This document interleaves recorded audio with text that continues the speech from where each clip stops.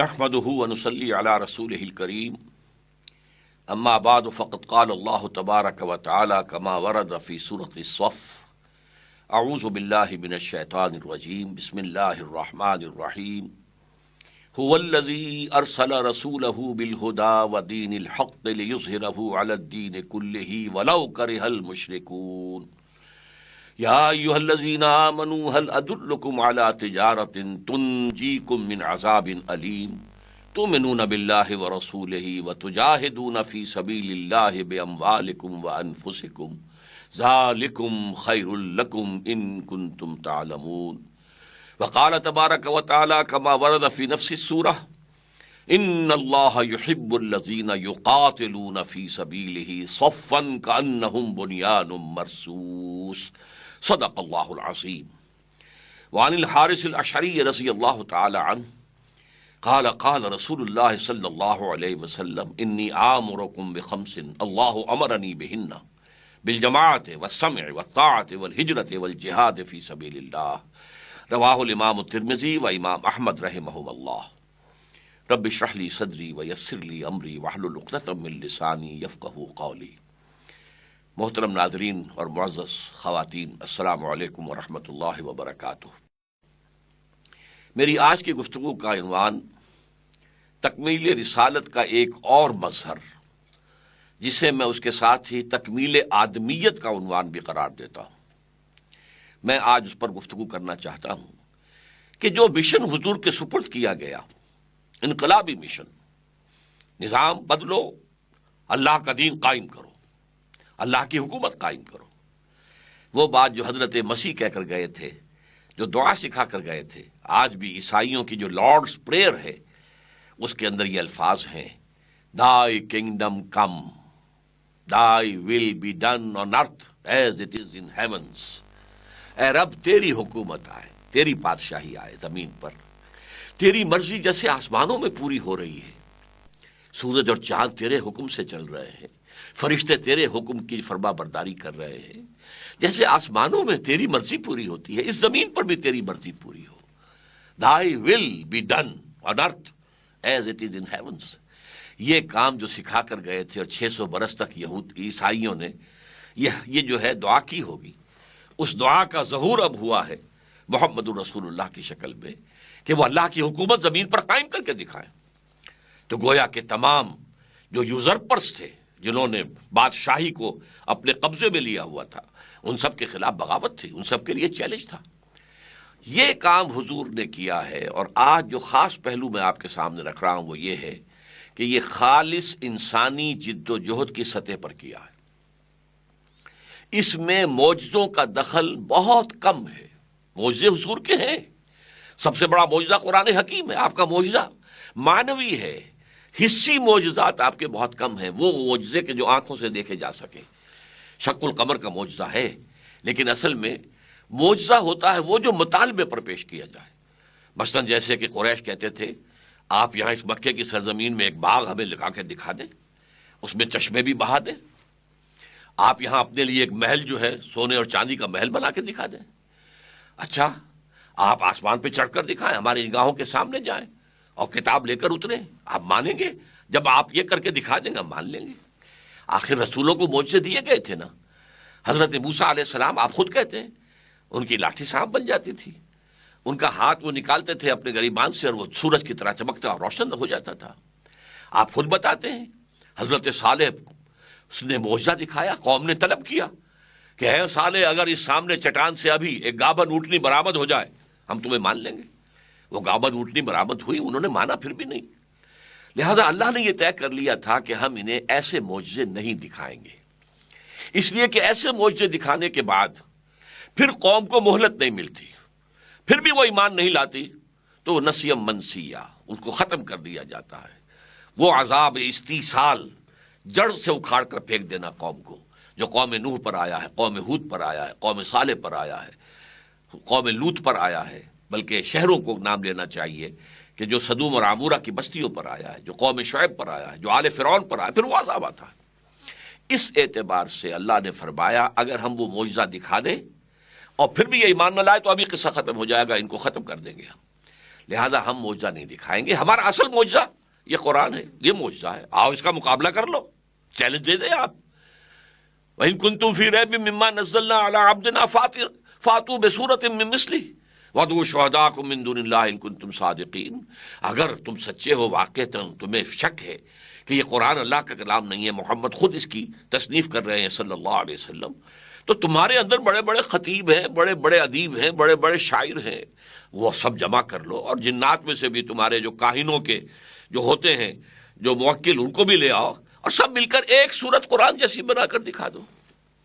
وَإِن لَّمْ تَفْعَلُوا وَلَن تَفْعَلُوا، پھر اگر نہ کر سکو اور ہرگز نہیں کر سکو گے، فَاتَّقُوا النَّارَ الَّتِي وَقُودُهَا النَّاسُ وَالْحِجَارَةُ، تو ڈرو، بچو اس آگ سے جس کا ایندھن بنیں گے انسان اور پتھر۔ تو اصل معجزہ حضور کا قرآن تھا، مانوی تھا، اور یہ وہ معجزہ ہے کہ حضور کے انتقال کے بعد بھی موجود ہے۔ حضرت موسیٰ کا معجزہ عصا کا، حضرت موسیٰ کے انتقال کے بعد تو وہ لٹھیا ہے، وہ اب سانپ تو نہیں بنے گی، وہ جو ان کے ہاتھ جو نکلتا تھا چمکدار، وہ حضرت موسیٰ کی زندگی میں تھا، بعد میں تو نہیں ہے، یہ دائمی معجزہ ہے۔ لیکن بہرحال جو جد و جہد کی ہے حضور نے، جس کے لیے پھر اللہ نے فرمایا اس آیہ مبارکہ کے بعد سورہ صف کے اندر، هو الذی ارسل رسولہ بالہدی ودین الحق لیظہرہ علی الدین کلہ ولو کرہ المشرکون، وہی اللہ جس نے بھیجا ہے اپنے رسول کو صلی اللہ علیہ وسلم الہدا اور دین حق دے کر، تاکہ غالب کریں اس دین حق کو تمام ادیان پر، دین جمہور پر بھی، دین الملوک پر بھی، تمام ادیان کے اوپر، یا پورے کے پورے نظام زندگی پر، چاہے یہ مشرکوں کو کتنا ہی ناگوار ہو۔ اب پکارا یا ایھا الذین آمنو، اے وہ لوگوں جو ہمارے نبی، ہمارے رسول محمد پر ایمان لائے ہو صلی اللہ علیہ وسلم، ایمان کے دعوے دار ہو، هل ادلکم علی تجارت تنجیکم من عذاب علیم، کیا میں تمہیں بتاؤں وہ کاروبار، وہ تجارت جو تمہیں دردناک عذاب سے، جہنم سے چھٹکارا دلائے؟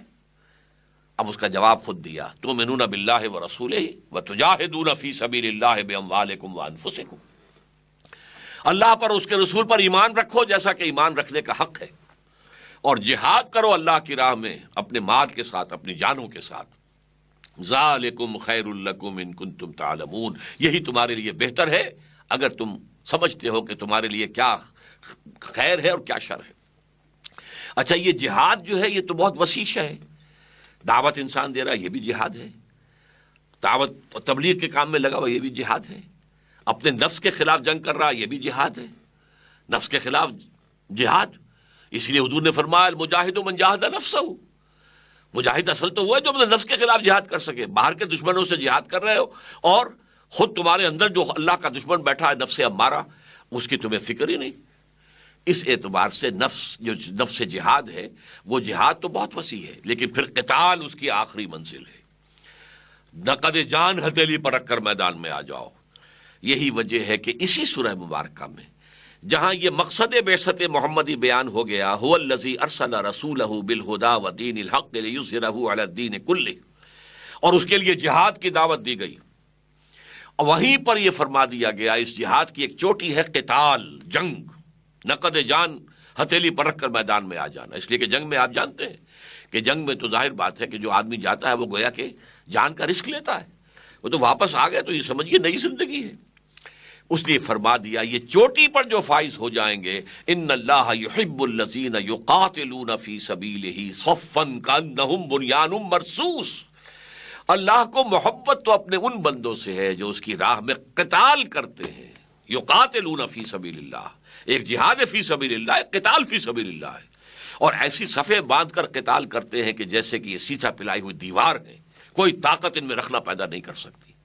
تو یہ جہاد و قتال کیا ہے محمد الرسول اللہ والذین معہ، اللہ کے رسول محمد صلی اللہ علیہ وسلم اور جو ان کے ساتھ ہیں صحابہ کرام رضی اللہ تعالیٰ عنہم اجمعین، انہوں نے جہاد کیا، اور یہ جہاد آپ کو معلوم ہے کون سی تکلیف اس میں نہیں آئی محمد الرسول اللہ کو اور صحابہ کو۔ سب سے پہلے وربل پرسیکیوشن ہوئی، زبانی ایذا رسانی، پاگل ہو گئے ہو، دماغ خراب ہو گیا ہے، شاید ساحر ہو گئے ہو، یا کسی کا سحر تم پر ہو گیا، مسحور ہو گئے ہو، مجنون ہو گئے، کوئی جن تم پر آ گیا ہے، یا تمہارا دماغی توازن خراب ہو گیا ہے، جھوٹ بولتے ہو، تم نے ایک جو ہے عجمی غلام اپنے گھر کے اندر بند کیا ہوا ہے، وہ ہے تورات کا اور انجیل کا عالم، وہ تمہیں ڈکٹیشن دیتا ہے، فَيَتُتْلَى عَلَيْهِ، وہ تمہیں ڈکٹیشن دیتا ہے صبح شام، اور آ کر ہم پر دھونس جماتے ہو کہ یہ آسمان سے وہی آئی ہے۔ اکتتبہا، یہ تو تم نے ان سے ڈکٹیشن لے لی ہے۔ تو اسی طریقے سے حضور کو ستایا گیا، اور اس سے یہ نہ سمجھیے کہ حضور کو دکھ نہیں ہوتا تھا، دکھ ہوتا تھا۔ اس لیے قرآن مجید میں کہا گیا ہے وَلَقَدْ نَعْلَمُ أَنَّكَ يُضِيقُ صَدْرُكَ بِمَا يَقُولُونَ، اے نبی ہمیں خوب معلوم ہے آپ کا سینہ بھجتا ہے اس بات سے کہ جو یہ کہتے ہیں، صدمہ ہوتا ہے۔ یہی مجھ سے محبت کرتے تھے، یہی میرے راستے میں اپنی نگاہیں بچھاتے تھے میرے قدموں تلے، یہی مجھے الصادق الامین کہتے تھے، اور آج کہہ رہے ہیں جھوٹے ہو، کذاب ہو، ساحر ہو، مسحور ہو، مجنون ہو۔ وَلَقَدْ نَعْلَمُ أَنَّكَ يَضِيقُ صَدْرُكَ بِمَا يَقُولُونَ، ہمیں معلوم ہے آپ کا دل بھجتا ہے، آپ کا سینہ تنگ ہوتا ہے اس سے، لیکن فَاصْبِرْ عَلَىٰ مَا يَقُولُونَ وَاهْجُرْهُمْ هَجْرًا جَمِيلًا، جھیلیے، برداشت کیجئے، صبر کیجئے، جو کچھ کہہ رہے ہیں سنیے، البتہ ان سے قطع تعلق کیجئے خوش اسلوبی کے ساتھ۔ اچھا بھائی آپ کی سمجھ میں بات نہیں آ رہی، سلام، آپ اب پھر کبھی بات کر لیں گے، ابھی تو آپ کی سمجھ میں میری بات نہیں آ رہی، میری سمجھ میں آپ کی بات نہیں آ رہی، تو وَاهْجُرْهُمْ هَجْرًا جَمِيلًا، لیکن وَاصْبِرْ عَلَىٰ مَا يَقُولُونَ، جو وہ کہیں اسے جھیلو، برداشت کرو۔ پھر آپ کو معلوم ہے کس طرح صحابہ کرام کو ستایا گیا، کس طریقے سے انہیں پرسیکیوٹ کیا گیا، کس طرح ٹارچر کیا گیا، خصوصاً غلاموں کو، نوجوانوں کو، یہ سارے شدائد انہوں نے جھیلے۔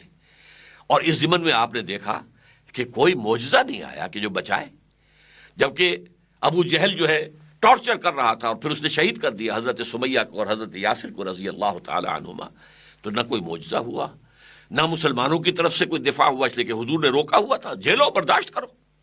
اس لیے کہ ابھی ہماری تعداد کم ہے، ہم نے جوابی کارروائی کی تو ظاہر بات ہے کہ دشمن ہمیں کچل کر رکھ دے گا، تو we have to gain time, ہمیں تو بریدنگ سپیس چاہیے، لہذا جھیل لو، برداشت کرو۔ حضرت سمیہ اور حضرت یاسر شہید کر دیے گئے، حضرت بلال کے ساتھ جو ہوا، یہ سب کچھ ہوا کہ نہیں ہوا؟ خود 3 برس کی قید کاٹی ہے محمد الرسول اللہ اور تمام صلی اللہ علیہ وسلم اور ان کے پورا گھرانہ بنو ہاشم کا، 2 پہاڑوں کے درمیان گھاٹی، شیب ابی طالب بھی اسے کہتے ہیں، شیب بنی ہاشم بھی کہتے ہیں، اس کے اس سرے کے اوپر ادھر بھی پہاڑ، ادھر بھی پہاڑ، ادھر بھی پہرا، ادھر بھی پہرا، کوئی کھانے پینے کی چیز اندر نہیں جائے گی۔ یہ حال ہوا ہے کہ بنی ہاشم کے چھوٹے چھوٹے بچے پھول جیسے وہ بلک رہے ہیں، کچھ نہیں ہے سوائے اس کے کہ سوکھے چمڑے ابال کر ان کا پانی ان کے حلق میں ٹپکایا جا رہا ہے۔ یہ سختیاں جھیلی ہیں محمد رسول اللہ صلی اللہ علیہ وسلم، وہاں من و سلوہ نازل نہیں ہوا، اللہ اتار نہیں سکتا تھا، یہ تربیت تھی، جھیلو، برداشت کرو۔ تمہارے اندر مقاومت پیدا ہونی چاہیے، استقامت آنی چاہیے، صبر پیدا ہونا چاہیے، جھیلنے کی صلاحیت پیدا ہونی چاہیے، تحمل پیدا ہونا چاہیے، ورنہ یہ کہ آخر کیا اسرائیلی زیادہ محبوب تھے اللہ کو حضور اور آپ کے صحابہ سے؟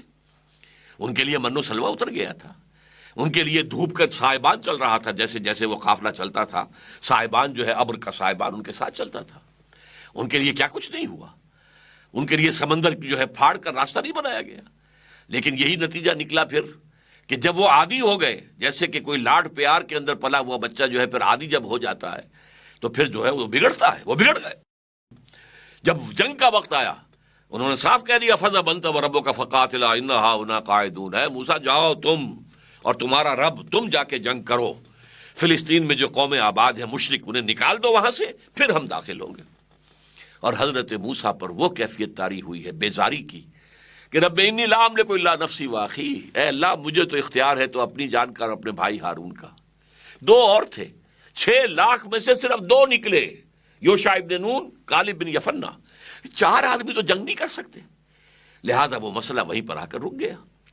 اس اعتبار سے غور کیجئے محمد الرسول اللہ نے جو جماعت تیار کی، جب جنگ کا مرحلہ آیا انہوں نے جہاں حضور کا پسینہ گرا وہاں اپنی خون کی ندیاں بہا دی، اور اس کے بعد قتال جب آیا ہے تو قرآن مجید میں ان کا نقشہ کھینچا گیا ہے سورہ توبہ کے اندر، یقاتلون فی سبیل اللہ فیقتلون ویقتلون، اللہ کی راہ میں جنگ کرتے ہیں، قتل کرتے بھی ہیں، قتل ہوتے بھی ہیں۔ غزوہ بدر کے اندر 70 بڑے اکابر سردار جو تھے قریش کے مارے گئے، واصل جہنم ہوئے، اور صرف 14 صحابہ شہید ہوئے، 13 آن دی اسپاٹ، اور ایک جو زخمی ہو گئے تھے وہ راستے میں مدینہ جاتے ہوئے فوت ہو گیا، 14۔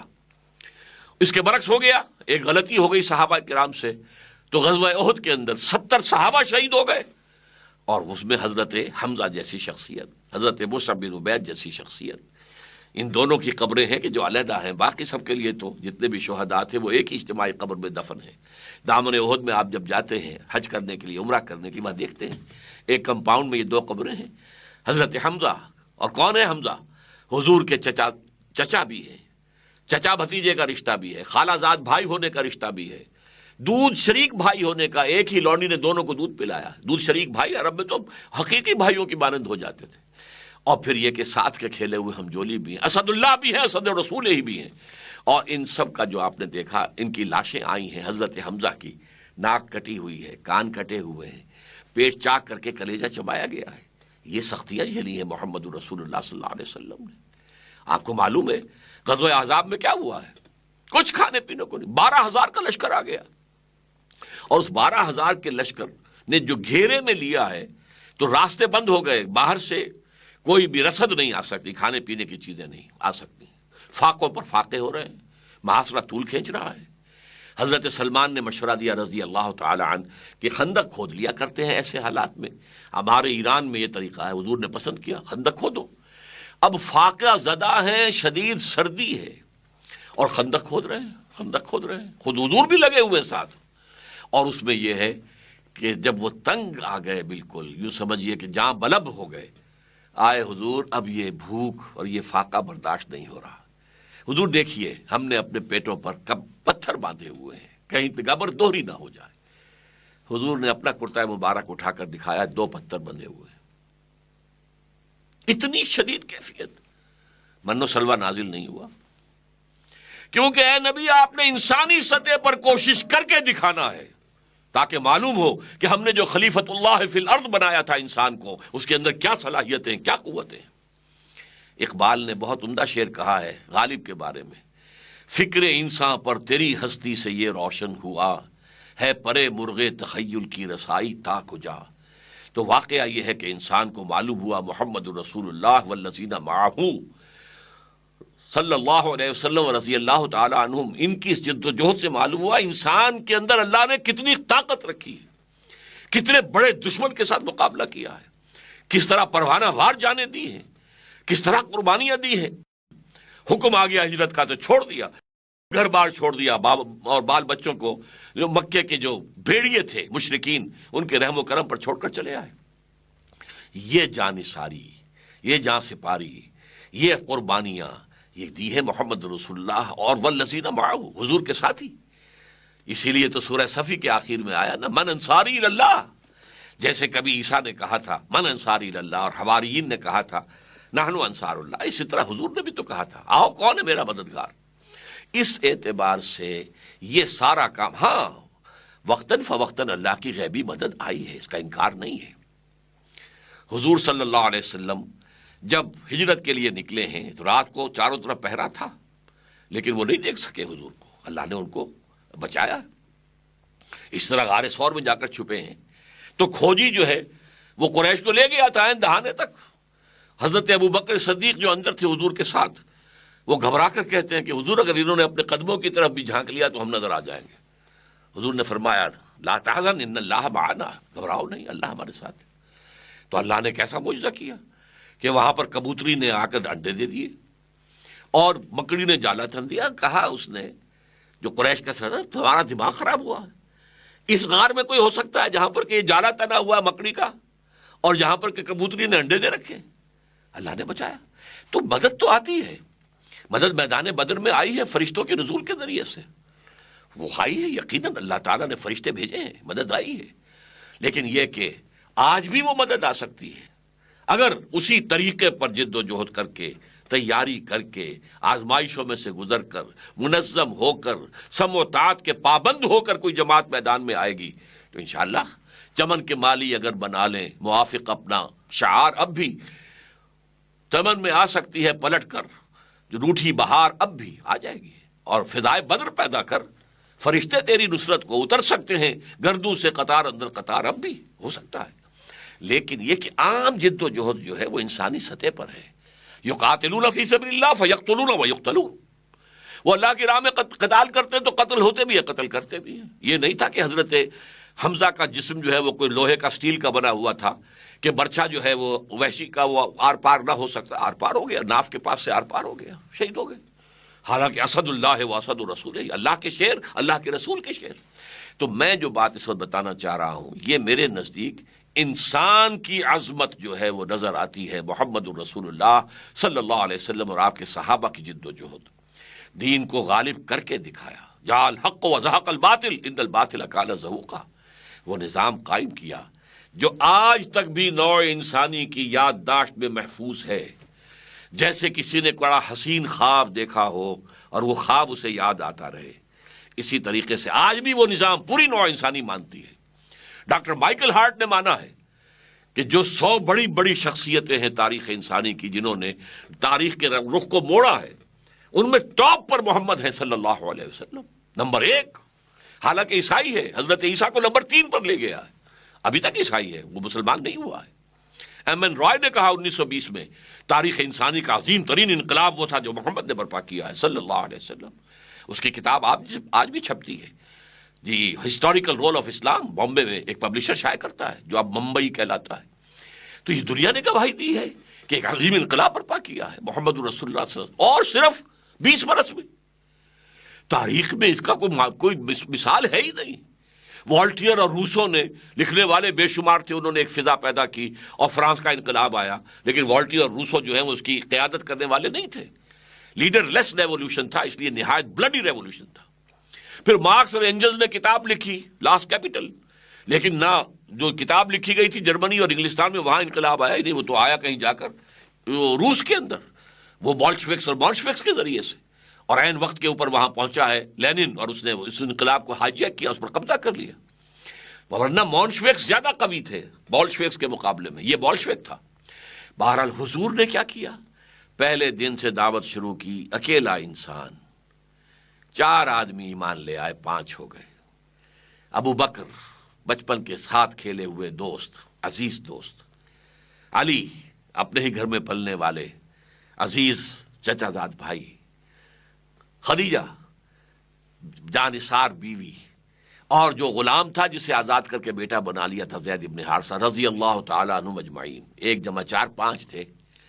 10 برس میں بھی بمشکل 100-125 آدمی ایمان لائے ہیں. حضور جیسا مبلغ، حضور جیسا داعی، حضور جیسا مزکی اور مربی، اور 10 سال کی شبانہ روز محنت، دن رات کی محنت. راتوں کو بھی جھولی پسار پسار کر دعائیں مانگ رہے ہیں، اے اللہ میری اس جھولی میں عمرو بن ہشام یا عمر بن الخطاب میں سے ایک کو تو ڈال دے، ان 2 میں سے کسی ایک کے ذریعے سے اسلام کو تقویت دے. اس جد و جہد کے اندر حضور صلی اللہ علیہ وسلم بالکل زمین پر قدم بقدم چل کر، تکلیفیں جھیل کر، قربانیاں دے کر، آزمائشوں سے گزر کر، جانیں دے کر آپ نے انقلاب برپا کیا. لیکن ایک لائف سپین میں کل 23 برس ہے وحی کے آغاز کے بعد سے انتقال تک. اور عرب میں انقلاب جو ہے نظام پیدا ہو گیا تھا، وہ تو در حقیقت سن 8 کے اندر ہو گیا. 20 برس ہے کل، ٹوٹل 20 ایئرس. اور ہر لمحے کے لیے، ہر لمحے میں، ہر جگہ جو ہے وہ آپ ہی قائد ہیں. آپ ہی اسٹریٹ پریچر تھے مکے کے اندر، گلیوں میں گھوم رہے ہیں. یا ایھا الناس قولوا لا الہ الا اللہ تفلحوا، اے لوگوں کہہ دو لا الہ الا اللہ، تم کامیاب ہو جاؤ گے. لوگ تالیاں پیٹ رہے ہیں، مذاق اڑا رہے ہیں، بچے جو ہیں چاروں طرف ہیں، کوئی کنکریاں مار رہا ہے، کچھ نے کچھ اور کیا ہے، لیکن آپ کہہ رہے ہیں وہی شخص جو مکے میں اسٹریٹ پریچر تھا صلی اللہ علیہ وسلم، فدا ہو آباؤنا و امہاتنا، وہی شخص ہے کہ جو بدر میں کمانڈ کر رہا ہے آرمی کو. احد میں سپہ سالار کون تھے؟ خندق میں کون تھے؟ وہی سپہ سالار ہے، وہی ہیڈ آف دی اسٹیٹ ہے. مدینے میں اگر کوئی چھوٹی سی ریاست وجود میں آ گئی تو who was the head of the state, who was the chief justice, Muhammad صلی اللہ علیہ وسلم. یہ تاریخ کے اندر کوئی ایسی شخصیت آپ کو نہیں مل سکتی.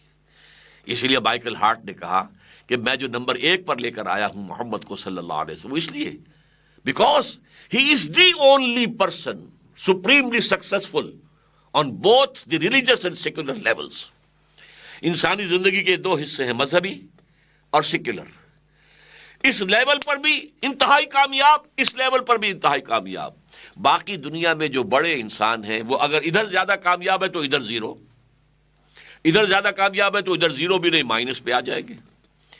الیگزینڈر بہت بڑا فاتح تھا، لیکن اخلاقیات میں، روحانیات میں کوئی مقام تھا اس کا؟ 0 ویلیو لانی پڑے گی.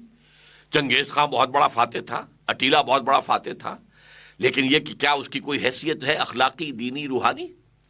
حضرت مسیح بہت بڑے روحانی رہنما تھے، کیا دنیا میں کوئی ریاست قائم کی، کوئی نظام قائم کیا؟ علیہ الصلوۃ والسلام. گوتم بدھ ایک مذہبی اعتبار سے بہت اونچا اس لیے کہ تاریخ کے اندر اس کی بھی دعوت بہت پھیلی اور بہت بڑی تعداد کے اندر بدھ آج بھی ہیں، لیکن کوئی ریاست، سیاست، حکومت، اس میں کوئی عمل دخل ہے؟ زیرو۔ ایک ہی شخص ہے پوری انسانی تاریخ میں صلی اللہ علیہ وسلم، وفداہ آباؤنا و امہاتنا، جو اس میدان میں بھی سب سے اونچا اور اس میدان میں بھی سب سے اونچا۔ یہ ہے حضور کا کمال، اور جس کو میں کہہ رہا ہوں کہ یہ کمال رسالت بھی ہے، تکمیل رسالت بھی ہے، تکمیل آدمیت بھی ہے۔ معلوم ہوا آدم کے اندر کیا کیا کچھ اللہ نے رکھا ہوا ہے۔ فکر انسان پر تیری ہستی سے یہ روشن ہوا ہے، پرے مرغ تخیل کی رسائی تا کجا۔ محمد صلی اللہ علیہ وسلم جو ہے انسان کی عظمت کا شاہکار، انسان کے اندر جو کچھ اللہ نے قوتیں رکھی ہے اس کو اگر دیکھنا ہو بتمام و کمال تو وہ محمد الرسول اللہ صلی اللہ علیہ وسلم۔ اللہ تعالی ہمیں بھی ان کے نقش قدم پر چلنے کی توفیق عطا فرمائے۔ اب انشاءاللہ بقیہ 4 خطبات میں میں اس جد و جہد کا ایک تاریخی جائزہ آپ کے سامنے پیش کروں گا، تاکہ جو حضرات بھی اتباع رسول کے لیے وہ اس راستے پر آنا چاہیں ان کے سامنے آ جائے کہ کس طور سے حضور نے کن سٹیپس سے گزر کر یہ کارنامہ جو ہے دنیا کے لیے، جو یوں سمجھیے کہ حیرت انگیز کارنامہ ہے، تحیر آمیز جو کارنامہ کیسے سر انجام دیا تھا۔ بارک اللہ لی و لکم فی القرآن العظیم ونفعنی و ایاکم بالآیات والذکر الحکیم۔